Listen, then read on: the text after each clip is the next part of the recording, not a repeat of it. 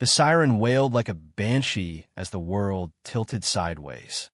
Metal screeching against metal in a symphony of chaos that ended with the crunch of my Chevy Impala folding like cheap origami against a guardrail. Blood trickled warm down my temple, tasting like copper pennies on my split lip, and all I could think was how Andrew's last words, "You're nothing without me," Jordan, had pushed me to grab that fifth beer at the dive bar off Route 95. Then the ambulance doors slammed shut, sealing me in with a stranger whose eyes, the color of storm-tossed Atlantic waves, locked onto mine and whispered, without a single word, that my unraveling life was about to get a whole lot messier. I don't remember much about the crash itself, just fragments, like shattered glass from the windshield sparkling under the sodium glow of highway lamps. 1 minute, I was flooring it south from Philly toward the Jersey Shore. The kind of reckless escape you pull when your 4-year relationship implodes in a haze of accusations and slammed doors.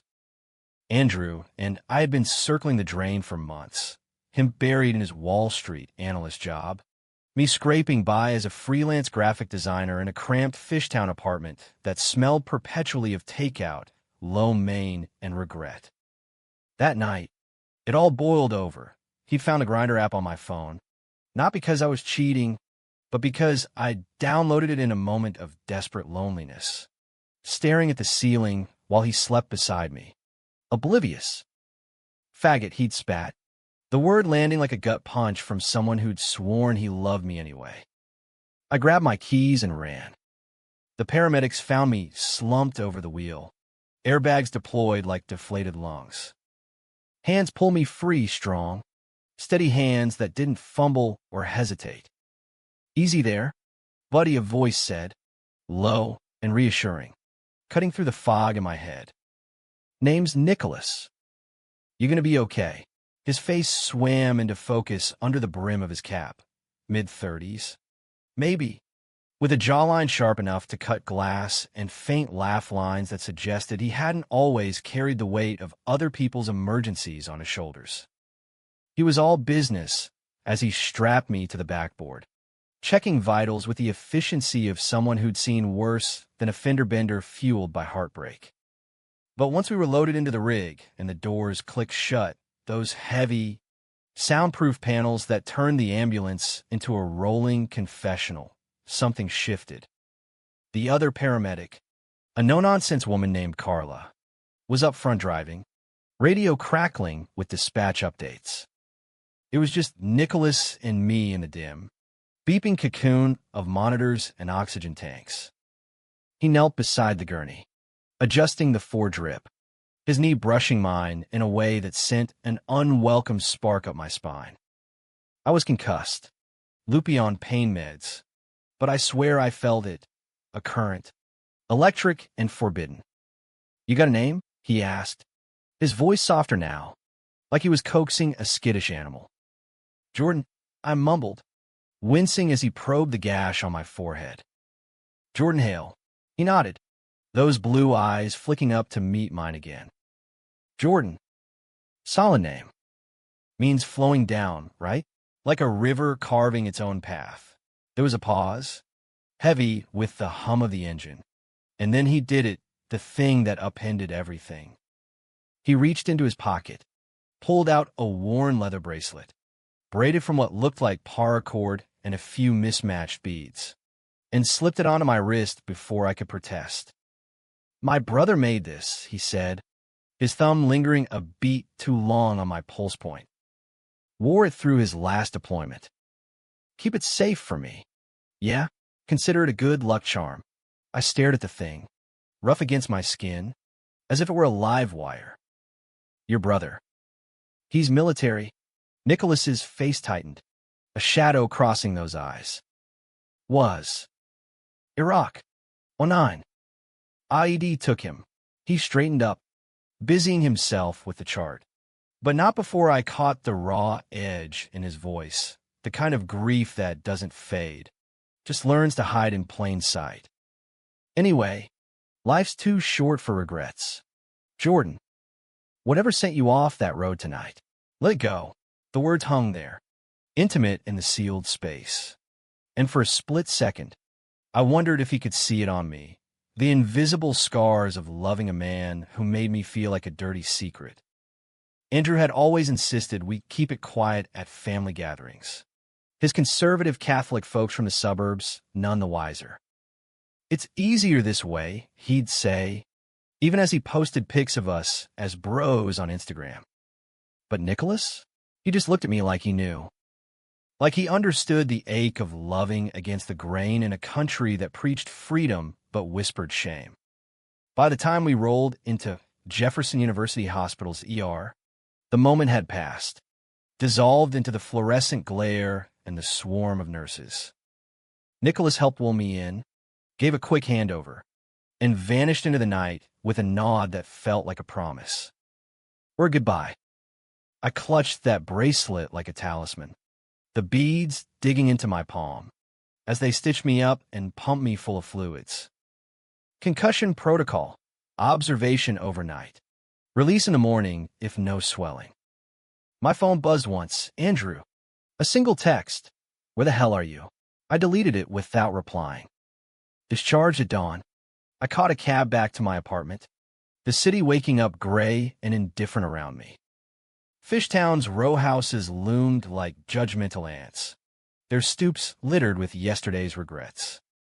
Inside, the place was a war zone, Andrew's suits half-packed in the hall. A framed photo of us at the Jersey Shore smashed on the kitchen tile.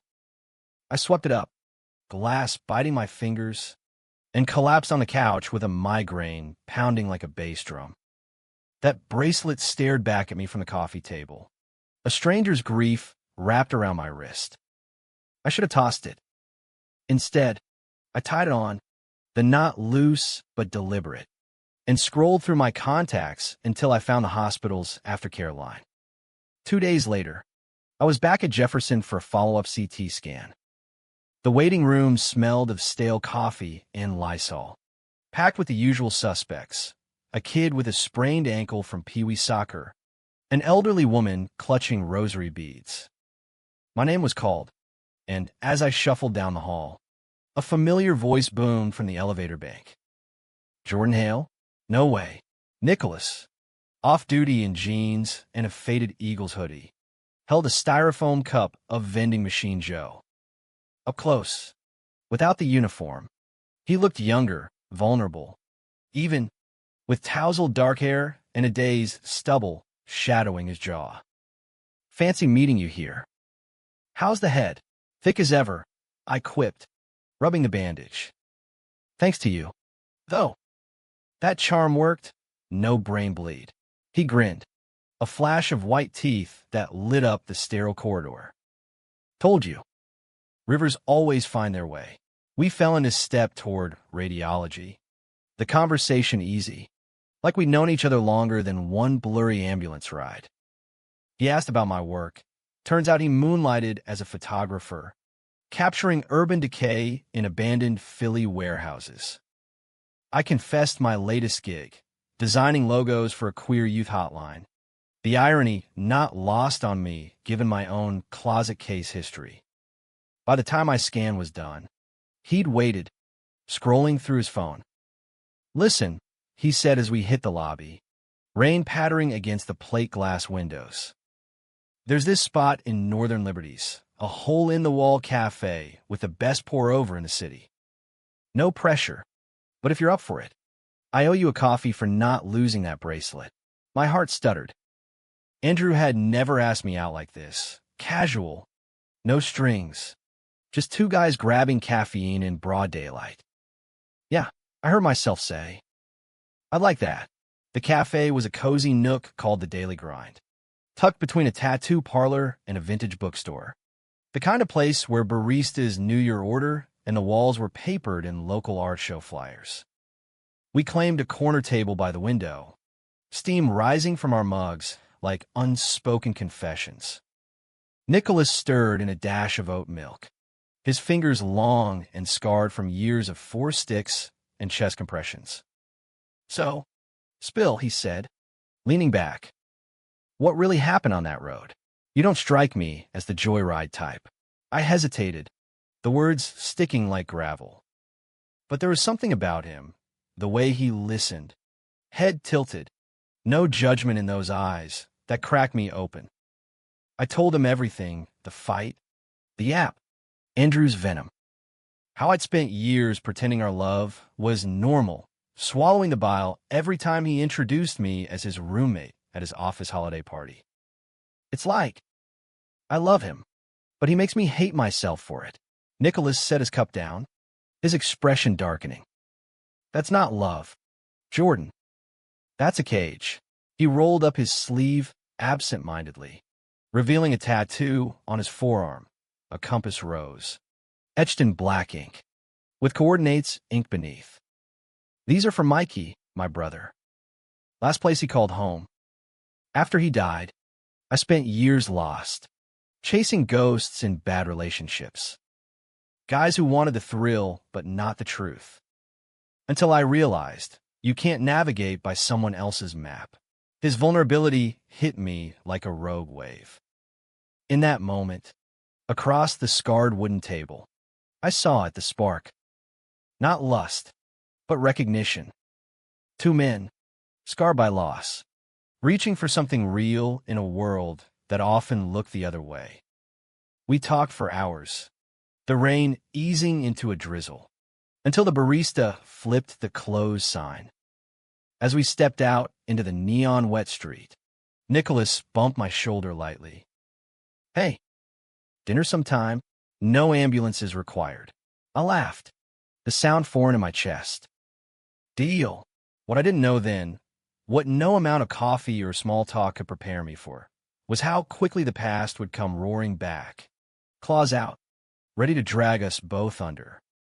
The first date was at Zahav, that upscale Israeli spot in Society Hill where the hummus alone could make you believe in miracles. Nicholas showed up in a button-down that hugged his shoulders just right, his hairstyle with what I suspected was a hurried swipe of product, and I felt underdressed in my best chinos and a thrifted blazer. But he didn't care, didn't even notice, his eyes lighting up as he pulled out my chair with a grin that said this was real, not some performative bullshit. We split the lamb neck and traded stories over glasses of Crispus Certico. Me about growing up in a blue-collar suburb outside Pittsburgh. Dad a steelworker who died too young from black lung. Mom remarrying a guy who thought gay was a punchline. Nicholas opened up about his childhood in South Philly. Italian-Irish roots running deep. His mom still running a corner deli where the meatballs were legendary and the gossip even better. You're brave. You know that, he said midway through dessert, his fork pausing over a spoonful of halva ice cream. Starting over after Andrew. Most guys I know would have patched the holes and kept sailing. I shrugged, heat creeping up my neck. Brave? Nah. Stupid. Maybe. I mean, here I am, fresh off a crash, flirting with a guy who saves lives for a living. He reached across the table, his fingers brushing mine, casual, but charged. Flirting's the easy part. Living it? That's the work. We walked off the meal along the Delaware River waterfront, the skyline twinkling like a promise across the water. The air was crisp, laced with the tang of pretzels from a nearby vendor. And when he slipped his hand into mine, right there, under the Ben Franklin Bridge, with joggers and dog walkers streaming past, I didn't pull away. It was the first time I'd held hands in public without that knot of paranoia twisting in my gut. No side eyes, no whispers. Just us, two silhouettes against the city lights. And for a fleeting hour, the world felt wide open. Back in my apartment, he lingered on the stoop, the bracelet still looped on my wrist catching the porch light. Night, Jordan, he murmured, leaning in for a kiss that started soft, lips tentative, testing, then deepened into something that tasted like hope and sea salt. I floated through the next week on that high, texts pinging at odd hours, his from station breaks, mine from client calls. A bouquet of wildflowers delivered to my door with a note scrawled in his blocky handwriting. For the river that keeps flowing. Andrew went radio silent after that first text, which should have been a red flag, but I was too busy mapping out a future I'd never dared imagine. Then came the shift change at work, or whatever passed for it in freelance hell. A new client gig popped up, branding for a nonprofit in D.C., something about LGBTQ plus mental health advocacy. Solid pay, but it meant a weekend trip south, scouting locations and meeting the team. I mentioned it to Nicholas over burgers at the Reading Terminal Market, our knees knocking under the communal table. Sounds killer, he said, dipping a fry in aioli. Mind if I tag along? Got a shift swap lined up. My pulse jumped. You serious? As a heart attack. He winked. And just like that, we were planning Amtrak down on Friday. Crash at a boutique hotel in DuPont Circle. Explore the monuments by day and hidden gay bars by night. It felt reckless, exhilarating, like thumbing our noses at the caution signs I'd obeyed for years. The train ride was magic, us squeezed into a cafe car booth, shoulders touching, trading playlists while the Keystone corridor blurred by in streaks of green and gray. Nicholas dozed against my shoulder somewhere past Wilmington, his breath warm on my neck, and I traced the compass tattoo with my fingertip, wondering at the man who'd inked his pain into permanence. By the time we hit Union Station, I was half convinced this was it, the real deal, the kind of love that sticks even when the sirens stop wailing. D.C. Delivered. Cherry blossoms just starting to unfurl despite the off-season chill. The Lincoln Memorial looming like a stone guardian over the reflecting pool. We wandered hand in hand through the National Mall, dodging tourists and street performers. Nicholas snapping photos with his vintage Leica, candid shots of me against the Jefferson Memorial, wind tousling my hair, a grin splitting my face that I hadn't seen in years. That night, in a dimly lit speakeasy off U Street, we toasted with old fashions to new beginnings, his foot hooked around my ankle under the bar. It was perfect, too perfect, until Monday morning, when my phone lit up with a voicemail from a number I didn't recognize. Andrew's voice, slurred and seething. Saw your little Instagram story. Jordan. Cozy trip with a hero paramedic? Classy. But you think you can just erase me? Check your email. My stomach plummeted as I opened my inbox on the Acela back north. Attached was a PDF, screenshots of our old texts. The Grindr chats I deleted, but he'd apparently archived. Timestamps from nights when he'd accused me of wandering eyes. The subject line, for your professional review. A quick search revealed he'd forwarded it to my DC. Client contact. CC&G my entire freelance network with a note. Thought you should know who you're hiring. Unstable. Unreliable. Betrayal hit like whiplash. Andrew, the man I'd loved through passive-aggressive dinners and half-hearted apologies, weaponizing our pain for spite. Nicholas noticed my pallor, squeezed my hand. What's wrong? I handed him the phone, throat tight. He scanned it, jaw clenching. This guy's a coward. We report it. Harassment. Defamation. You don't deserve this shit. But as the train rattled on, doubt crept in. What if the clients believed it? What if this new beginning crumbled before it started? Nicholas pulled me close, his chin resting on my head. Hey, we're in this. Together. His words were a lifeline. But even then, I felt the undercurrent, the secrets we both carried, threatening to pull us apart. Back in Philly, the fallout was swift. 2 clients ghosted me by Tuesday, the DC. Gig was on hold pending discussion. I holed up in my apartment, rage-scrolling Andrew's socials, pics of him at rooftop bars with faceless bros, captions dripping irony about moving on. Nicholas showed up that night with takeout from Mom's Deli and a 6-pack of Yingling, settling on the couch like he belonged there. Talk to me, he said, popping a microbrew. I did, unloading the humiliation, the fear that one leaked screenshot could torch my career. He listened, then pulled out his phone. Watch this. He dialed a number. Speaker on. His sister. A lawyer in Center City. Lena? Hypothetical. X sends damaging emails to professional contacts. What's the play? She rattled off advice. Cease and desist letter. Block everywhere. Document it all. And by the end, I felt armored. Nicholas hung up, smirking. Family's got you back now.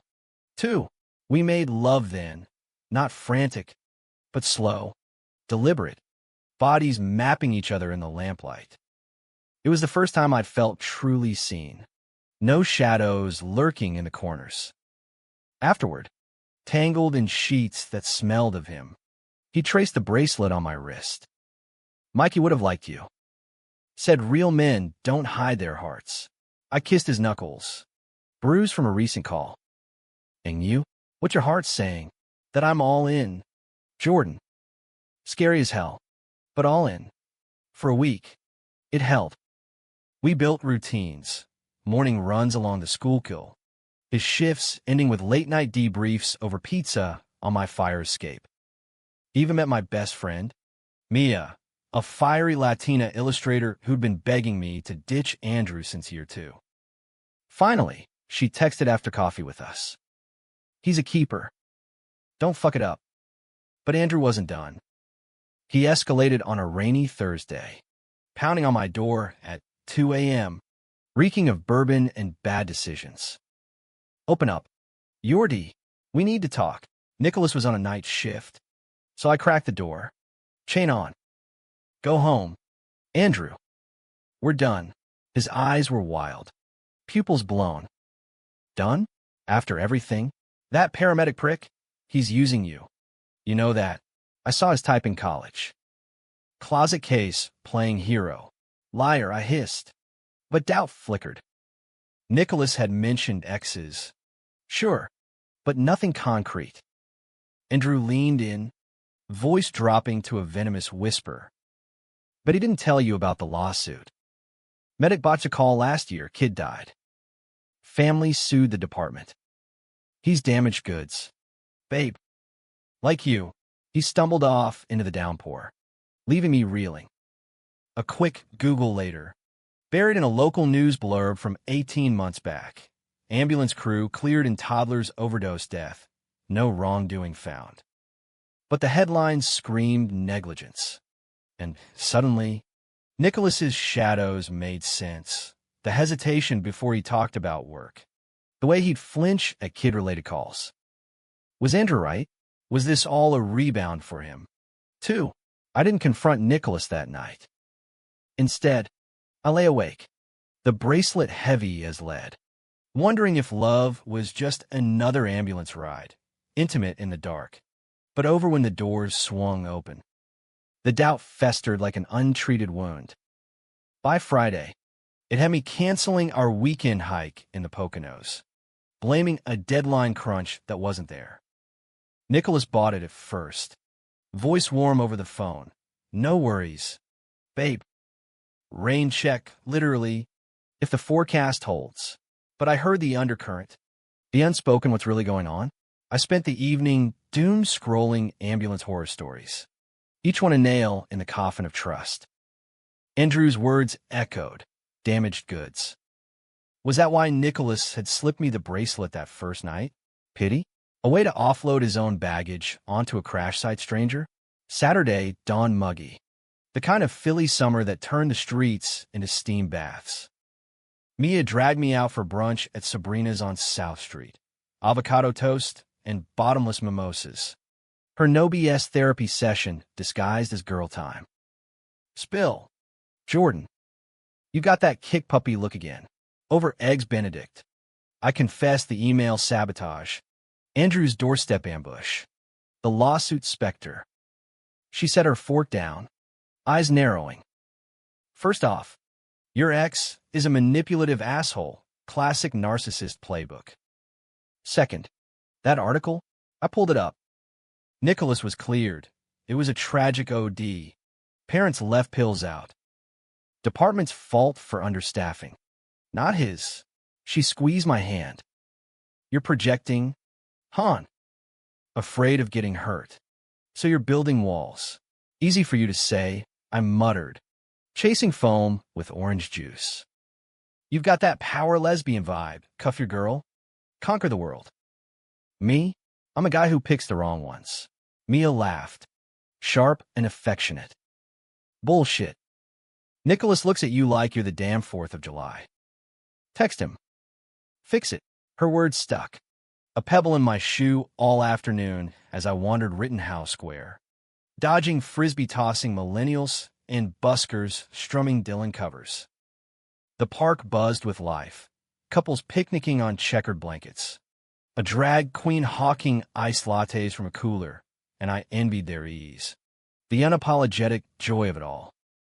By sunset, I drafted a dozen apologies to Nicholas, deleting each one for being too needy, too raw. Finally, I hit send on a simple, missed you this weekend. Dinner tonight? My treat. His reply pinged back instantly. Hell yes. Pick you up at 7. Wear that blue shirt. He arrived in his pickup, a beat-up Ford F-150 with EMS stickers peeling from the bumper. And we headed to Federal Donuts for crispy bird and duck fat fries, greasy comfort that demanded no pretense. Over our third round of hoppy IPAs, I steeled myself. Nicholas. About the hike. And Andrew's bullshit at the door. He wiped his hands on a napkin. Expression steady. Figure that was it. Talk. I laid it out, the paranoia, the Google deep dive, Andrew's poison. His face didn't crumple. Instead, he nodded, slow and deliberate, like he'd been waiting for this reckoning. The call, he said finally, voice low against the fryer hum. Little girl, 4 years old. Mom's boyfriend OD'd in the living room. Narcan too late. I was the one who pronounced her. Technically, since I was lead that shift. Cleared. Yeah, but you don't shake that. Mikey died on my watch. In a way. Different war. Same loss. He drained his beer. Adam's apple bobbing. After, I spiraled. Drank too much. Hooked up with guys who didn't ask questions. Then I met you, cracked open on that highway, and it hit me. I don't want easy. I want real. Even if it means dragging my skeletons into the light. His honesty disarmed me. The walls I'd built crumbling like wet sand. I'm sorry, I whispered, reaching for his hand across the sticky table. For doubting. For letting Andrew's crap get in my head. Nicholas turned his palm up, lacing our fingers. We're both messes, Jordan. But messes make the best art.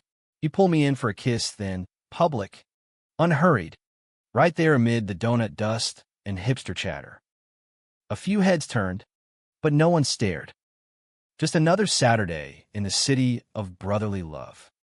We tumbled into my apartment buzzed and buoyant, shedding clothes like old skin, bodies rediscovering each other in the hallway shadows.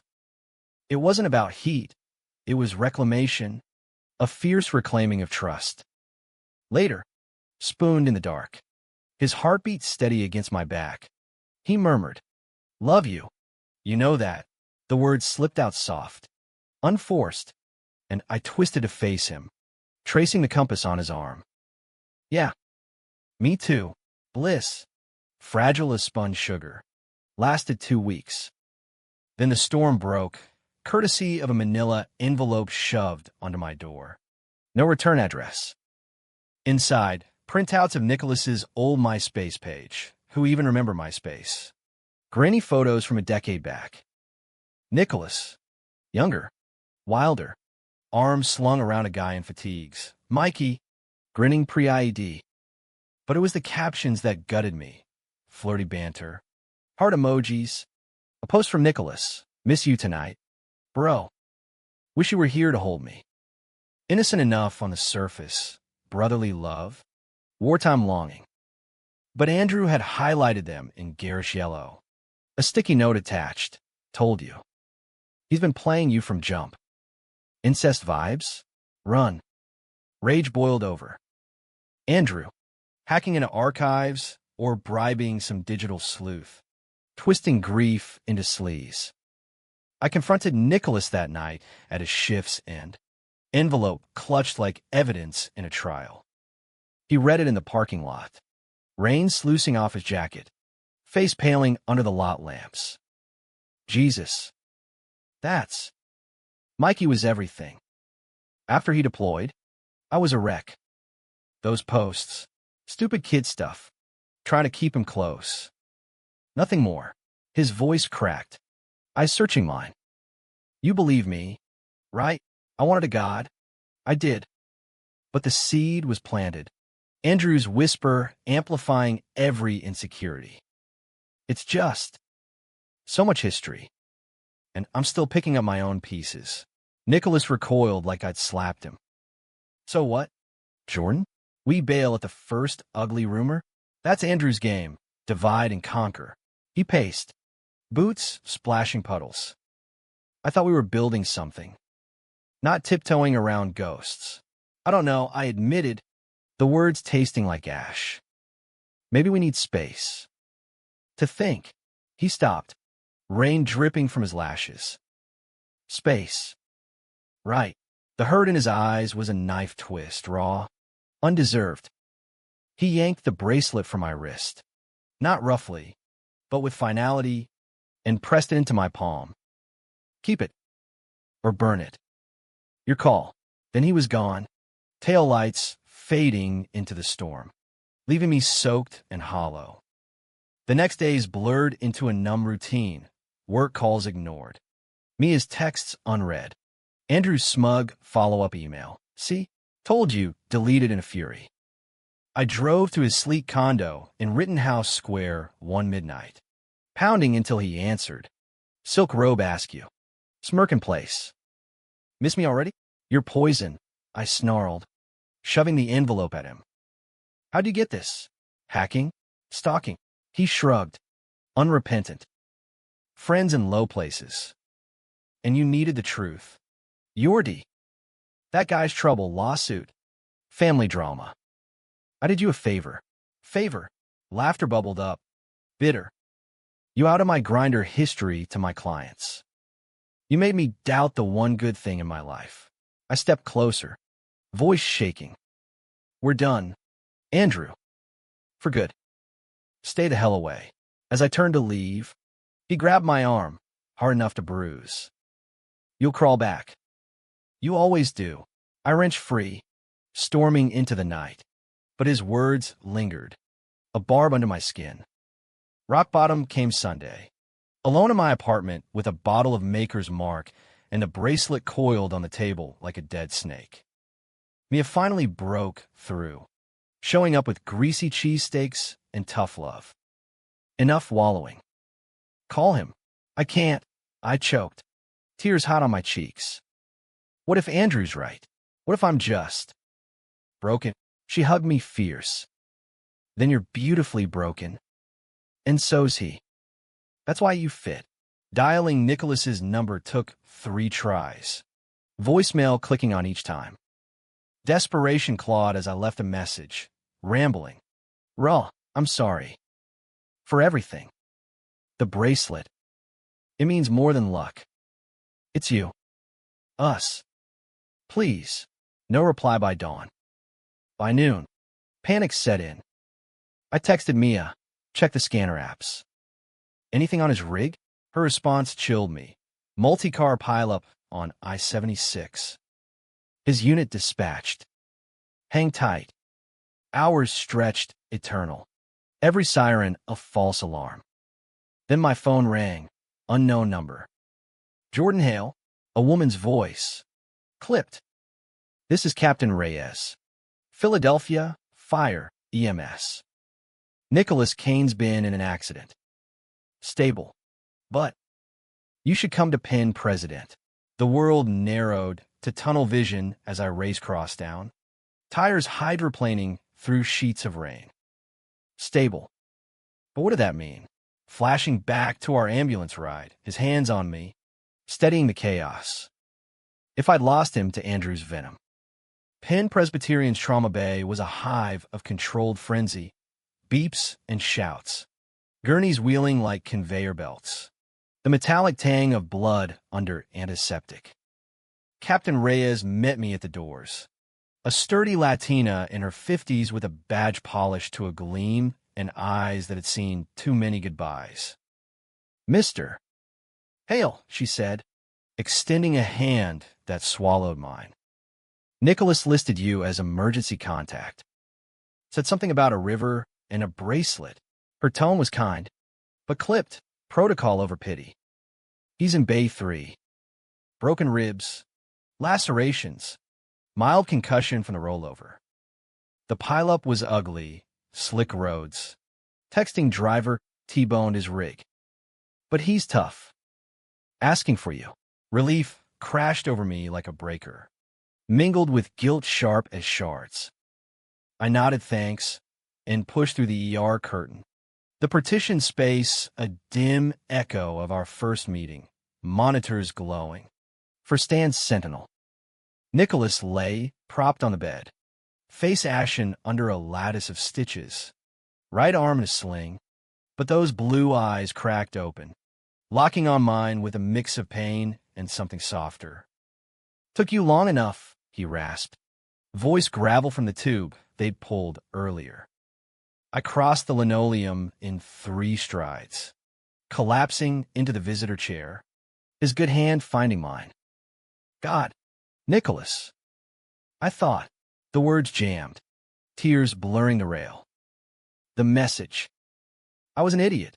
He squeezed weakly, thumb stroking my knuckle. "Yeah, we both were."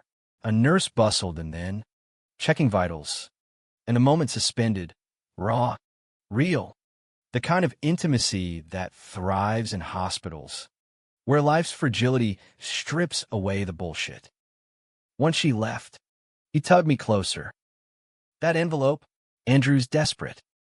But you believed it." "Why?" I swallowed hard, the truth bitter. "Fear. Of losing you.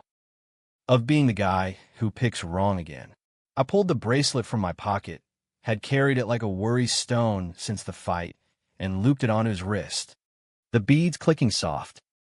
"But you're not a ghost, Nicholas. You're my compass." His laugh was a wheeze, but genuine. "Sap." Mikey to prove. Then, quieter. "I love you, Jordan. Mess and all. No more space." "Love you too," I whispered, pressing my forehead to his. "Promise." The next 72 hours were a blur of hospital jello and waiting room vigils. Mia brought care packages, graphic novels, and his mom's meatballs, smuggled in Tupperware, while Captain Reyes filled in the gaps. Nicholas's rig had swerved to avoid a minivan, flipping into the median. Minor miracles, she called it. He'd be off duty 6 weeks. Therapy after. Andrew, I filed the report that first night. Reyes connecting me to the cyber crimes unit. "Stalking. Harassment. Textbook," she said. "We'll haul him in." Turns out he'd been digging for months. Subpoena-worthy trails leading back to a shady PI he'd hired post-breakup.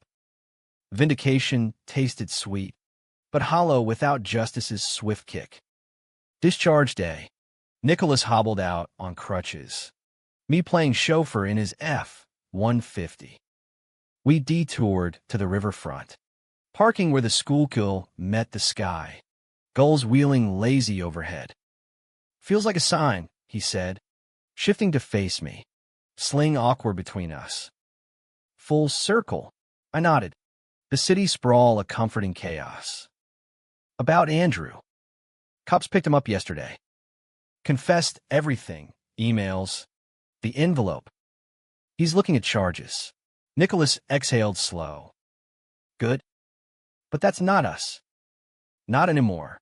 He leaned in, kiss salt tanged and sure, the bracelet brushing my skin like a vow renewed. Recovery was no fairy tale. Nicholas chafed at downtime, sketching ambulance sketches one-handed while I juggled gigs from the kitchen table. We fought, too, petty stuff, like his stubborn refusal to ask for pain meds or my habit of overpacking his med kit for errands. But the blowouts ended in laughter, apologies sealed with takeout and bad TV. Mia dubbed us the unbreakable duo, dragging us to Pride events in early June, rainbow flags snapping along Broad Street. The air electric with bass-thumped anthems and unapologetic joy. Nicholas, still bandaged but beaming, hoisted a sign, "Love wins," one shift at a time. I snapped the photo, our hands linked in the frame, a testament to the scars we'd chosen to share. Summer deepened, humid and hopeful.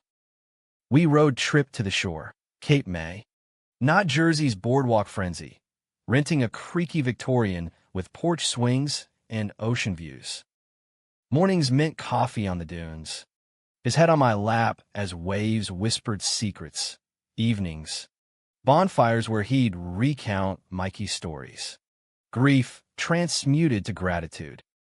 One night, stars pricking the velvet sky, he turned to me, firelight dancing in his eyes. "Marry me." Jordan, not a ring, just a question, raw and right, the bracelet glinting on his wrist. My heart stuttered, then soared. Yes. Hell yes. We didn't rush the wedding. Eloped in October at City Hall. Mia officiating in a thrift store suit. His mom toasting with limoncello shots that left us all giddy. No fanfare. Just us and a handful of witnesses. Rings, simple silver bands engraved with coordinates. Our first ambulance mile marker.